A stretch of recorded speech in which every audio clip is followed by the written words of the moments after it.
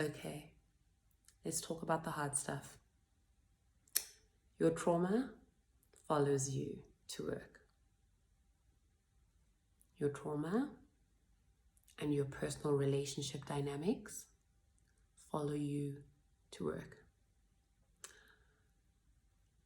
I don't know about you, but when I realized this, I remember feeling like, so much makes so much sense now.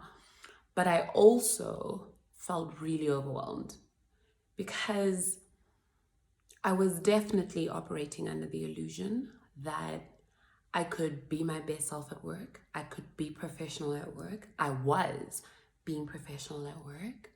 And I didn't understand that I'm still the same person, right? I think we often think that we're leaving, the insecurities, the sense of disenfranchisement, etc. at home when we go to work, because at work we put on our role, in the morning, like we suit up. But we don't suit up. Maybe we do suit up, but our suit is transparent and is kind of made of paper. And we just don't realize it for most of our careers until, if we go that route, we go to therapy and we suddenly start seeing a mirror between the things that are happening at home and at work. And for me, as an executive coach, whenever there is something that my client is really stuck on and there is a mindset or a belief that is driving their quagmire, the driver is always personal. When I ask for, when did this come up? When did you first start believing this? At home, with my family, with a friend, with a personal relationship, at school, right? A belief, a dynamic developed, and we showed up at work with it. Let me ask you some questions in case you're wondering if I'm just reaching here. Okay. Have you ever found yourself at work responding to one of your colleagues the way that you respond to one of your siblings? Because we often, similar to work, right? Similar to home, the parental, kids, boss, your peers relationship is mirrored. And so if there is a tenured colleague, maybe they're a little bit closer to promotion than you are, we can treat them like they're an older sibling, especially if they, tuck us under their wing. And we start deferring. Maybe we hand over some of our power. We assume a level of knowledge and competence on them that they may not even have demonstrated yet. But because of this weird hierarchy and the way that our hierarchy and birth order works at home, when someone comes and has nurtured us in that way, the way that we often feel nurtured when we're onboarded or we have a buddy or peer relationship with at work through like a peer mentorship program or something like that, right? We can subconsciously fall into that. And so the advice that they give us, we just take it for granted. Or we look at what they're doing and then we mimic what they're doing because it must be right, it must work, right? Or we take criticism without questioning it because we often did that with our older sibling, right? Let me give another example. Let's say at home, you're in a marriage, your husband does not listen to you, or your wife does not listen to your feedback. Very strong, very intense personality, right? You come to work and you feel very disenfranchised at home. Like you don't have a voice. It's like your partner's more dominant, so it's just easier to maybe, take a more passive role. And then you come to work and you continue to be passive. So you don't speak up in meetings. You don't push back when you don't agree with your peers or your colleagues. You don't gun for a promotion that you think you deserve because you're waiting for someone to give you the room or give you the platform, right? Because the way you are at home, you subconsciously have come to work and you're doing the same thing.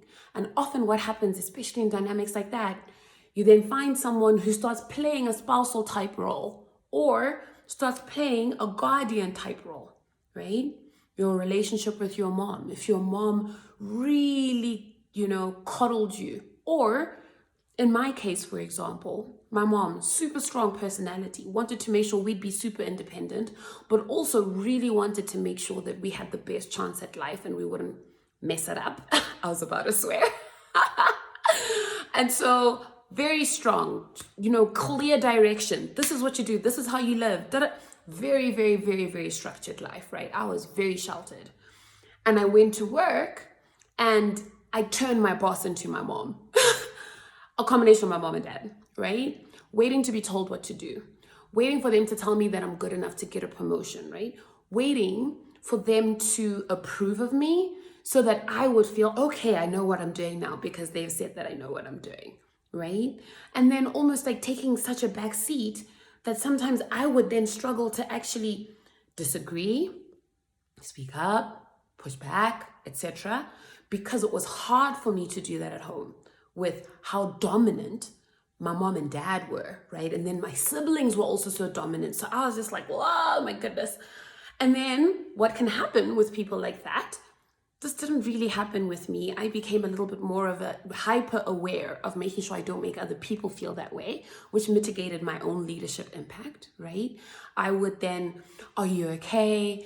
How do I make sure you'll feel comfortable? Let me not push you too hard. Even though I've got these high expectations, I will absorb what you can't do because I never want you to feel the way that I felt growing up, so disenfranchised and so unsupported, right? Not realizing this, like I said, is mitigating my leadership impact. So it took me going to therapy, doing some deeper work, and starting to realize that, oh my goodness, I have not healed the trauma of my relationship with my parents about how they mothered and parented me in a bid to protect me and keep me safe, right? I have taken that to work, and now I am struggling to step into my own power. So I had to do a lot of going back, right? And saying, okay, maybe that was appropriate then. I understand why my parents did it. It didn't mean I didn't know what I was doing or was incompetent, blah, blah, blah. Because when you're young, you take the behavior and the dynamic that you're in, same thing even as an adult, right? And you make assumptions about it. Assumptions about what it means about you, what it means about your partner, and what people are willing to give you, what life is like, how easy or hard it is, right? And those beliefs, right, create our posture. And then we come to work with this posture. And this posture and this understanding is this whole minefield, right, that governs how we interact with everyone. You get colleagues who are like, people who are like, oh, customers are so entitled. They have the sense of entitlement, or this younger generation has such a sense of entitlement. Where did that come from? Were you told you had a sense of entitlement your whole life? And you're like, okay, I need to, when you start seeing other people being woke and free and just, from a healthy place asking for what they need, you bristle against it because you never felt like you had room to have your own voice growing up.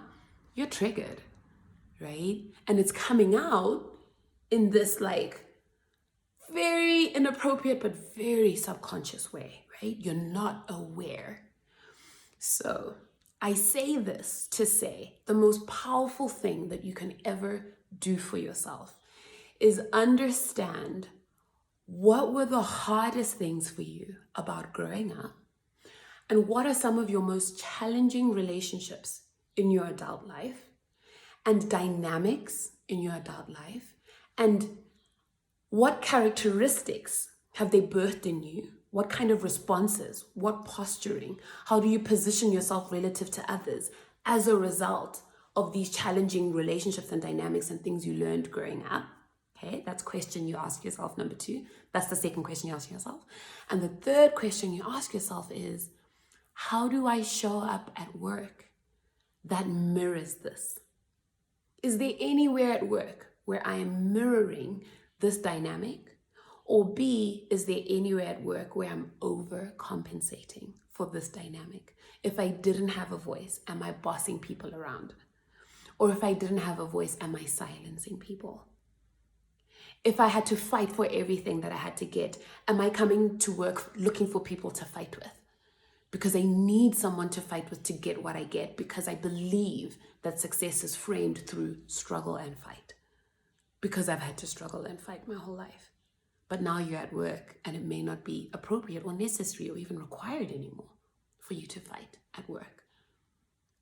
So I invite you, and this is some of the work that I do as a life coach, as a career coach and executive coach, to step back and reflect and ask yourself those 3 questions. What were the hardest things for me growing up? And how did I respond? And how did I posture myself in my personal relationships relative to other strong people, other weak people, other passive people, right? And 3, how does that mirror itself in any of my relationships at work? If you just do those 3 things, you will be so amazed at what you find. And just that self-awareness will help you to pause in the moment when you feel triggered, when something is happening that's taking you back, right? Or putting you in a dynamic that has nothing to do with your colleague or your client or your boss. You can step back and acknowledge that maybe I'm responding to something else differently here. And you can choose, how do I want to show up at work? What energy do I want to embody at work? What role do I want to play in my relationship with my manager or with my board or with, my team that I lead? And then you can choose differently with self-awareness. Okay. I really hope this blesses you, because understanding this really, really blessed me.